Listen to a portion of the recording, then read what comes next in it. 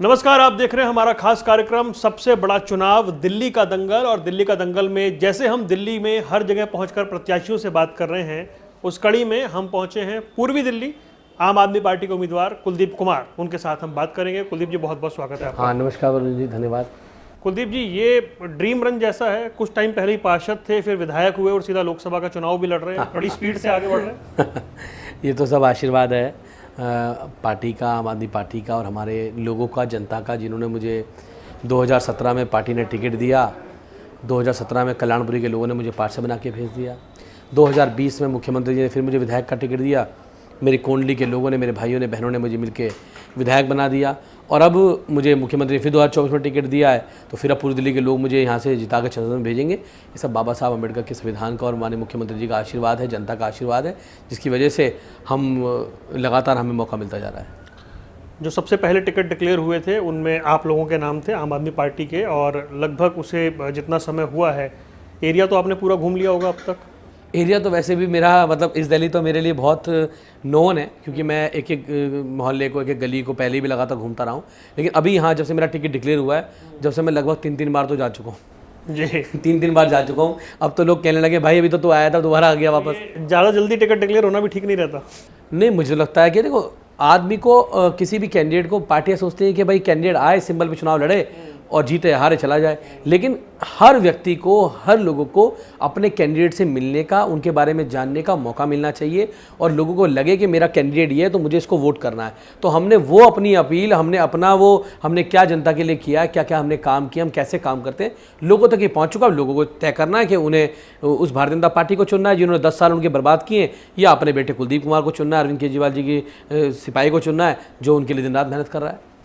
कुलदीप, लेकिन जब ये हम बात करते हैं लोकसभा चुनाव की, क्योंकि हम दिल्ली में पैटर्न देखते हैं, विधानसभा में जनता आम आदमी पार्टी को चुनती है, लेकिन जब लोकसभा की बात आती है तो वो कमल का बटन दबाती है और थंपिंग मेजॉरिटी से वो लोकसभा में जीतते हैं।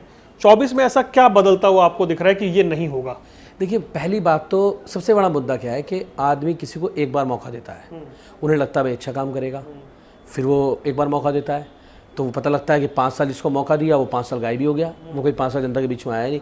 जनता को लगा चलो भाई इसको बदल दिया, अब फिर बीजेपी किसी दूसरे को लेके आ गई, फिर दूसरे गौतम गंभीर बीच में आए, तो अब गौतम गंभीर को बदल दिया। तो जनता एक बार वो करती है, एक बार विश्वास करती है, 2 बार विश्वास है, 3 बार जनता विश्वास नहीं करती। पहली बात तो ये। लेकिन अब आपने कहा 19 से 24 कैसे अलग है। अब 19 का चुनाव जो है वो 24 से बहुत अलग है। आज ये चुनाव इंडिया अलायंस का चुनाव है।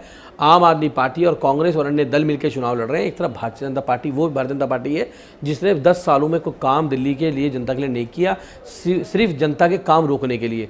और एक और अलग कैसे हो गया, भारतीय जनता पार्टी को लग रहा था कि वो आम आदमी पार्टी को खत्म कर देगी केजरीवाल जी को जेल में डालने के बाद। उनको बड़ा कॉन्फिडेंस था कि अब तो केजरीवाल जेल चले गए, पार्टी खत्म हो जाएगी। उनको पता नहीं था ये बैक बाउंस कर जाएगा, उनको पता नहीं था बैकफायर कर जाएगा। अब ये बैकफायर कर गया है। अब ये बैकफायर कैसे गया? दिल्ली के लोगों का अरविंद केजरीवाल से बहुत दिली लगाव है, बहुत स्नेह करते हैं। दिल्ली के लोगों के लिए, माताओं के लिए, बहनों के लिए, बुजुर्गों के लिए, युवाओं के लिए दिल्ली में बहुत काम अरविंद केजरीवाल जी ने किया। चाहे वो बिजली की 24 घंटे बिजली की बात हो, 200 यूनिट बिजली फ्री की बात हो, फ्री पानी की बात हो, महिलाओं को बस में फ्री यात्रा की बात हो, हमारे बच्चों की अच्छे स्कूल की बात हो, चाहे बुजुर्गों की तीर्थ यात्रा की बात हो, चाहे गली गली CCTV कैमरे लगाने की बात हो, चाहे हमारी बहनों के लिए 1000 रुपये प्रतिमाह देने का बजट पास करने की बात हो, तो अरविंद केजरीवाल जी ने वो सारे काम किए। आप सोचिए, आप इतने लोकप्रिय नेता को जेल में डाल देंगे और आपको लगता है कि आम आदमी पार्टी खत्म हो जाएगी। अब तो ये चुनाव इसलिए भी अलग हो गया है क्योंकि अभी कोई आम चुनाव नहीं बचा है। अब तो दिल्ली के लोग दिल का चुनाव बन चुका है। उन्हें अपने बेटे अरविंद केजरीवाल जी को जेल से बाहर लेके आना और साथ साथ उनकी जान को बचाना है।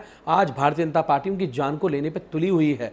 आज वो उनकी जान से मारने की साजिशें कर रही है जेल के अंदर। वो सोच रही है आम आदमी पार्टी को जेल जाने से खत्म तो नहीं हुई, अरविंद केजरीवाल जी को खत्म कर दो। लेकिन मैं कहना चाहता हूं कि अरविंद केजरीवाल जी एक विचार हैं, वो दिल्ली के नहीं, देश के करोड़ों लोग दिल में बसते हैं और दिल्ली के लोग अरविंद केजरीवाल जी की गिरफ्तारी का बदला अब की बार इस भारतीय जनता पार्टी से लेने का काम करेंगे। ये ज़्यादा गंभीर आरोप नहीं लगा दिया आपने, क्योंकि एक और तो आप कह रहे हैं कि गिरफ्तारी से ही माहौल जो है पूरा बदल गया है, बाउंस बैक कर गया है, बीजेपी को दाव उल्टा पड़ गया है।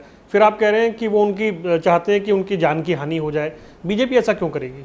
देखिए, बीजेपी बहुत घबराती है मुख्यमंत्री से। सबको पता है कि देश भर में जैसे आम आदमी पार्टी का ग्राफ बढ़ा है, चाहे वो दिल्ली के पहले भी आपने कहा 24 से 19 कैसे अलग है। लोग कहते हैं इसकी सरकार एक बार दिल्ली में बन जाती है और निगम में कभी नहीं आ पाती। देश में पहली बार हुआ दिल्ली में हम दिल्ली की सरकार में भी आए और नगर निगम में भी हम लोग आए। तो ये डर जो है, उनको पता है कि जो छोटी सी पार्टी खड़ी हुई थी 10 साल पहले, वो दिल्ली से होकर पंजाब पहुंच गई, पंजाब के बाद गुजरात में पहुंच गई। आज गुजरात में लाखों लोगों की भीड़ इकट्ठी हो जाती है हमारे कैंडिडेट की रैली में। तो ये डर है। और वो आज जिस प्रकार से, आप सोचिए, मुख्यमंत्री जी को 400 शुगर रहती है। आप सोचिए अगर शुगर के मरीज को दवाई ना मिले तो क्या होगा। वो इंसुलिन लगाते हैं, आज उनको इंसुलिन लगाने दी जा रही है। तो इसकी क्या साजिश है? मतलब एक व्यक्ति को उसकी दवाई लेने से रोका जा रहा है, ये क्या साजिश है? मैं तो कहता हूं कि निश्चित रूप से एक बहुत बड़ी साजिश मुख्यमंत्री जी के खिलाफ की जा रही है। जैसे केंद्र सरकार का पहले रवैया रहा है, वो आज बहुत बड़ा, मुझे लगता है अरविंद केजरीवाल जी जान को खतरा है। और मैं दिल्ली की माता बहनों, दिल्ली के लोगों से अपील करता हूँ कि अपने बेटे अरविंद केजरीवाल जी की जान को बचाने के लिए अब की बार आप झाड़ू के सामने वाला बटन दबा के अरविंद केजरीवाल जी को मजबूत करें, जेल से बाहर लाने में कामयाब हों, वरना ये लोग उनकी जान लेने से पीछे नहीं हटेंगे। अगर झाड़ू का बटन दबेगा तो केजरीवाल जी बाहर आएंगे, कैसे संभव है? देखो, बाबा साहब अम्बेडकर ने इस देश में लोकतंत्र में एक हथियार दिया है, वोट का हथियार। अगर आज हमारे कार्यकर्ता रोड पे निकलते हैं, उन पे एफआईआर दर्ज हो जाती है, जनता निकलती है, उन पे मुकदमे दर्ज हो जाते हैं। कोई रेडी पटरी वाला प्रोटेस्ट में जाता है तो रेडी पटरी को उठा के फेंक देते हैं, कोई व्यक्ति जाता है घर पे पहुंच जाते हैं। तो आज ही डर है। लेकिन बाबा साहब अम्बेडकर को पता था कि एक तानाशाह इस देश में ऐसा आएगा कि उसके खिलाफ कोई सड़कों पर निकलेगा तो एफआईआर दर्ज करा देगा, जेल में बंद करा देगा। इसलिए उन्होंने वोट का अधिकार दिया था। और जो वोट का अधिकार है ना, इस बड़े बड़े तानाशाहों की सत्ता को बदलने का काम करता है। ये तानाशाह सरकार इस देश से जाएगी। आज ये संविधान को बदलने की बात करने वाले लोग हैं, ये संविधान बदलने की बात करते हैं, देश के लोग इनकी सरकार बदल देंगे अब की बार। अब जब आप ये बात कर रहे हैं, दिल्ली में चुनाव है, आपके जो बड़े चेहरे हैं, प्रमुख चेहरे हैं, उनकी जो अनुपस्थिति है, उनकी एब्सेंस है, कैंपेन में उनका ना दिखना, इसका नुकसान नहीं है? देखिए, मतलब ये मेरे लिए तो व्यक्तिगत तौर पर मानता हूँ बिल्कुल रूप से कि आज अगर अरविंद केजरीवाल जी होते, मनीष सिसोदिया जी होते, तो निश्चित रूप से चुनाव एक अलग उसमें होता है। लेकिन बड़ी बात क्या है कि जब आज जनता को ये पता है कि इनके लोगों को चुनाव से रोकने के लिए मुख्यमंत्री को जेल में डाल दिया गया है। मनीष सिसोदिया 1.25 साल जेल के अंदर, एक फर्जी घोटाले के अंदर, तथाकथित घोटाले के अंदर, जिसमें 1.25 साल में आज तक कुछ नहीं मिल पाया। आज अगर उनको जेल में डाल दिया गया तो आज दिल्ली के लोग खड़े हुए, जब भी कोई तानाशाही से किसी पार्टी को प्रचार करने से रोकने की कोशिश करता है तो जनता खड़ी होती है। और आज मैं जिस सभा में जाता हूँ, जिस मोहल्ले में जाता हूँ, वो सब मुझसे कहते हैं कि हम आपके साथ खड़े हैं, आप टेंशन मत लेना। जब किसी के सर से, किसी के पिताजी का, किसी के बड़े भाई का, किसी के घर का साया उठ जाता है ना, तो निश्चित रूप से दिल्ली की जनता साथ खड़ी होती है। आज दिल्ली के लोग साथ खड़े हैं। वो मुझसे कहते हैं कि अगर अरविंद केजरीवाल जी जेल में तो हम आपके लिए प्रचार करेंगे। आज दिल्ली का बच्चा, दिल्ली के लोग प्रचार करने को तैयार बैठे हुए हैं। आपने कहा इंडिया गठबंधन है, इसलिए इस बार का चुनाव अलग है।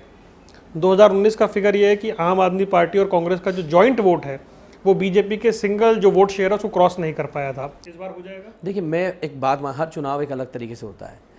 ये कहना कि आम आदमी पार्टी अलग लड़ रही है, कांग्रेस अलग लड़ रही है, मिला के भी आगे नहीं हो पा रहे, ये कोई आंकड़े नहीं होते हैं।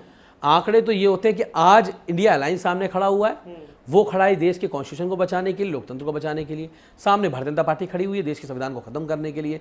एक तरफ वो लोग हैं जो देश में महंगाई, बेरोजगारी जिन्होंने बढ़ाने का काम किया है, एक तरफ वो लोग हैं जो महंगाई, बेरोजगारी खत्म करने की बात कर रहे हैं। तो आज ये चुनाव जब इंडिया अलायंस के रूप में होगा तो निश्चित रूप से वो वोटर भी, जो वोटर स्विंग हो जाता था ये सोच के कि भाई ना तो ये जीतेंगे ना जीतेंगे, वो वोटर हमारा था या वोट देने नहीं जाता था, घरों से बाहर नहीं निकलता था, आज वो वोटर भी निकलेगा और तानाशाही के खिलाफ जवाब देगा। पूर्वी दिल्ली में जो आपके प्रतिद्वंदी हैं भारतीय जनता पार्टी से, जब हमने उनका साक्षात्कार किया, उनसे बात की, उन्होंने कहा कि जो विधायक हैं उनके खुद के क्षेत्र में अच्छा पानी नहीं आता, पानी की दिक्कत है, वो अपनी उपलब्धि तो बताएं। देखिए, मेरी उपलब्धि पूछना चाहते हैं तो मैं कहूँ जनता से जाके पूछिए।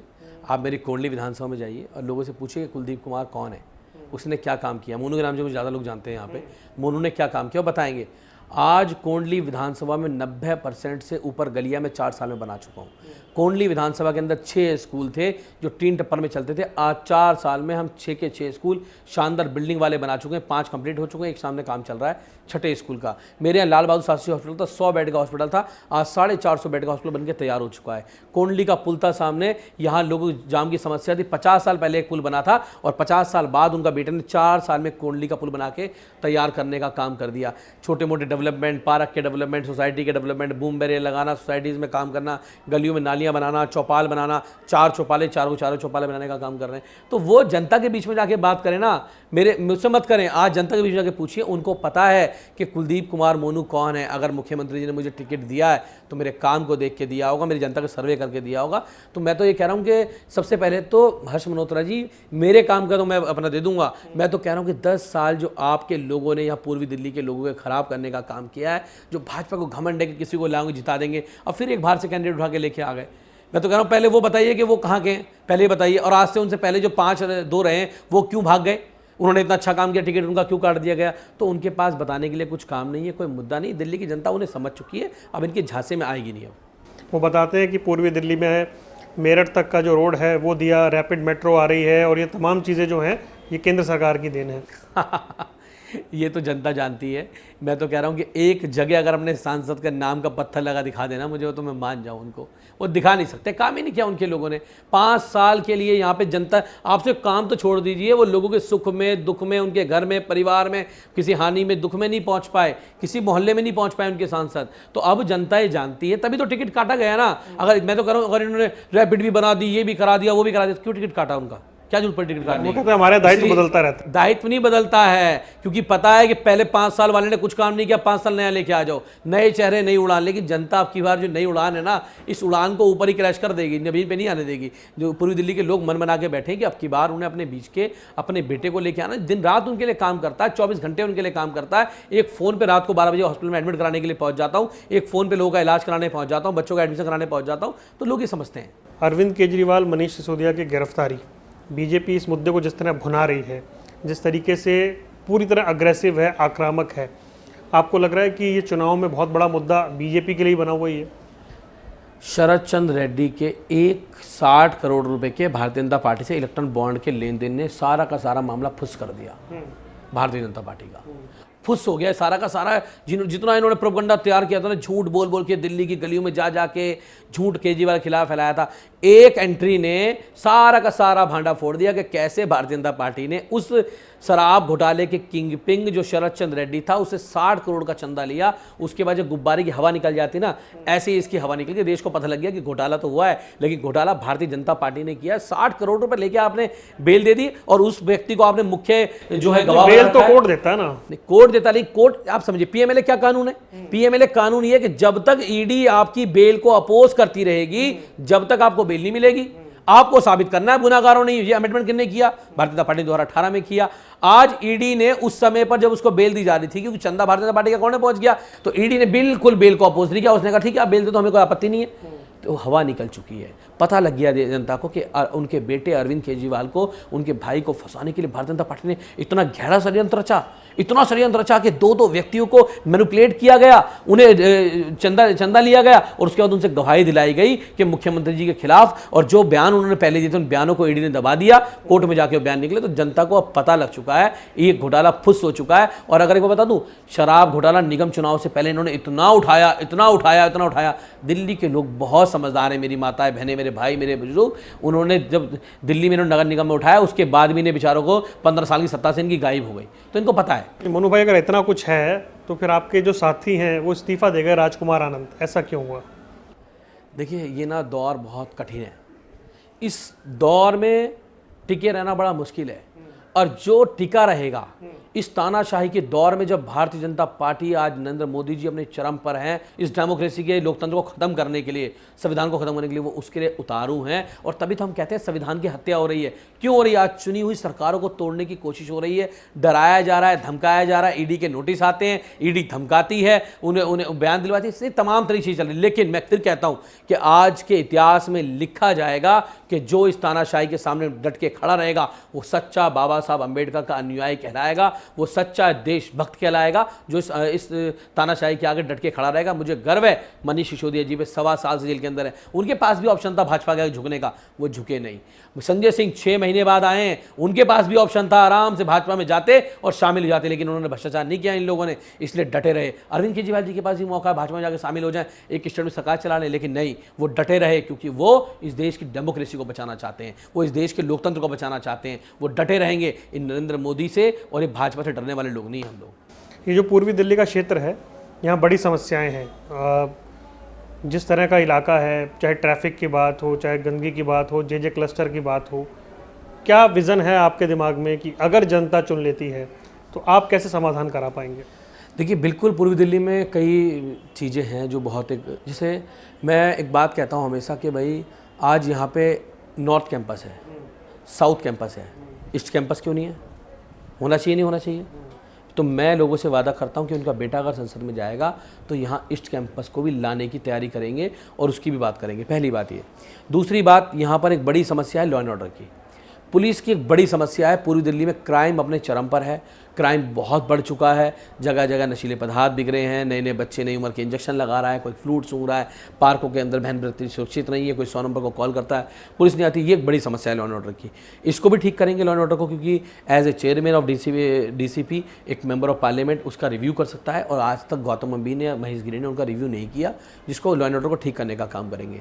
दूसरी बात क्या है कि यहाँ पर बहुत सारी लैंड है, लेकिन अगर आज वो ज़मीन आप किसी स्कूल के लिए मांगोगे, किसी अस्पताल के लिए मांगोगे, किसी मोहल्ला क्लिनिक के लिए मांगोगे, कि रिएक्शन सेंटर के लिए मांगोगे, तो आपको नहीं मिलेगी, क्योंकि DDA आज केंद्र सरकार के पास है, वो सांसद के अंडर में आती है। सरकार पे पैसे की कमी नहीं है, हम ज़मीन लेके आएंगे, सरकार दिल्ली में हमारी है, वहाँ उन जगहों पर जो खाली जगह है उनको उन पर डेवलप करके उन पर अच्छे स्कूल, अच्छे हॉस्पिटल, अच्छे मोहल्ला क्लिनिक डेवलप करने का काम करेंगे, सीनियर सिटीजन के लिए रूम डेवलप करने का काम करेंगे, लाइब्रेरी बनाने का काम करेंगे, बच्चों के लिए, युवाओं के लिए स्पोर्ट कॉम्प्लेक्स बनाने का काम करेंगे।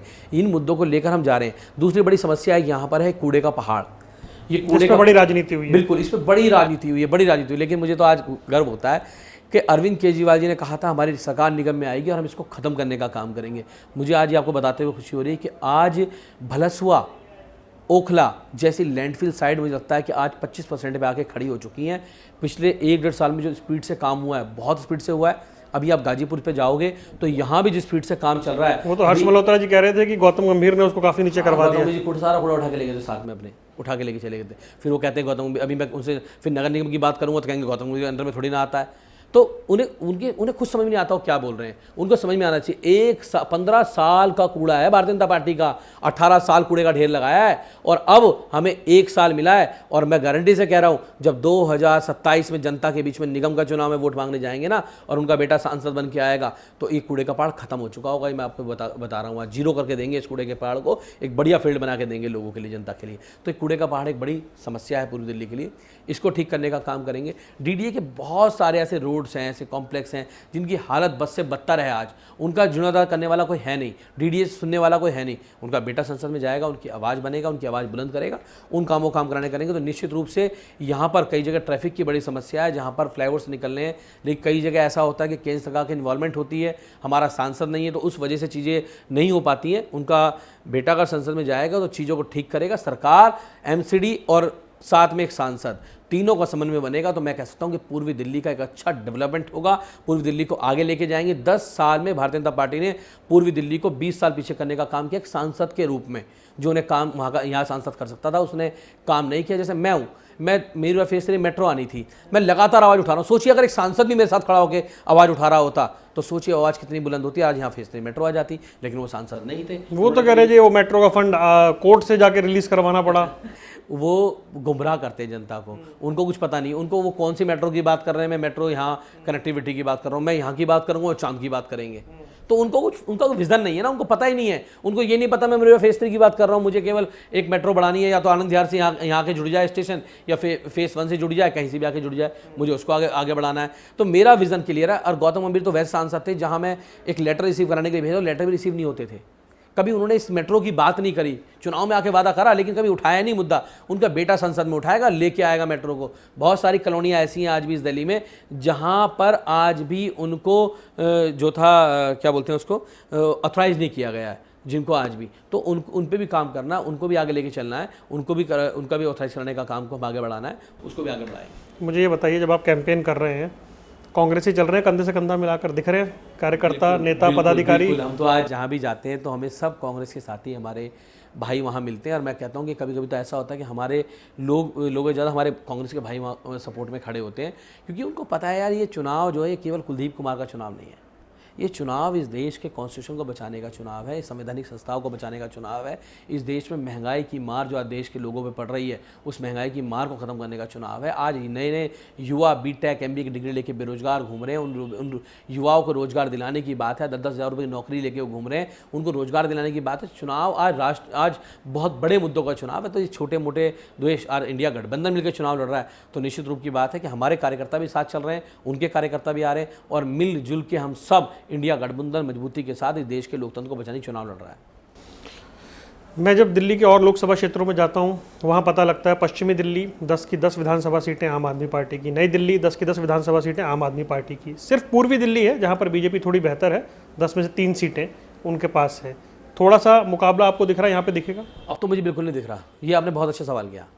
देखिए, अब जैसे विश्वासनगर विधानसभा है, अब मैं विश्वासनगर में जाता हूँ तो विश्वासनगर में 2 वार्ड हैं वहाँ पे जहाँ भाजपा का पार्षद है, भाजपा का विधायक है, भाजपा का सांसद है।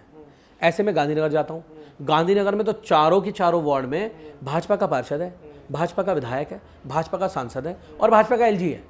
समझ लीजिए होते, अरे नहीं हमारे नहीं भाजपा के हैं, वो सबको पता है, पूरी स्पष्ट है।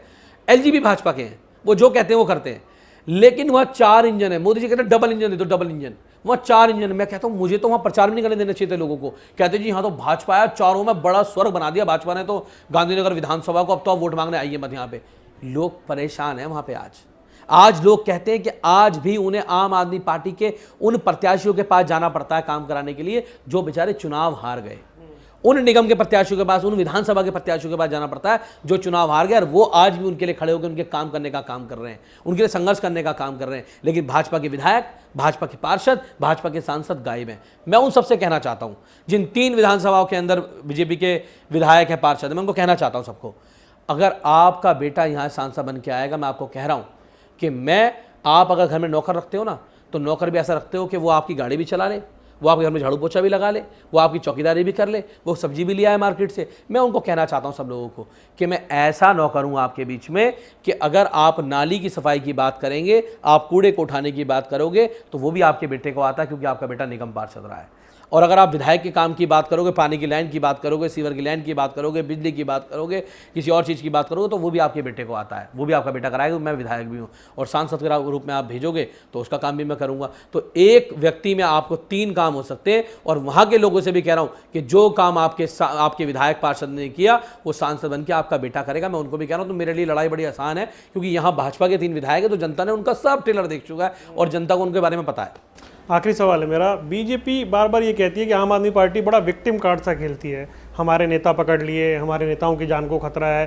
ये इस तरह की स्थिति बार बार पैदा करते हैं और पब्लिक से सिंपैथी वोट लेना चाहते हैं। क्या हमने गलत बोला लोगों से?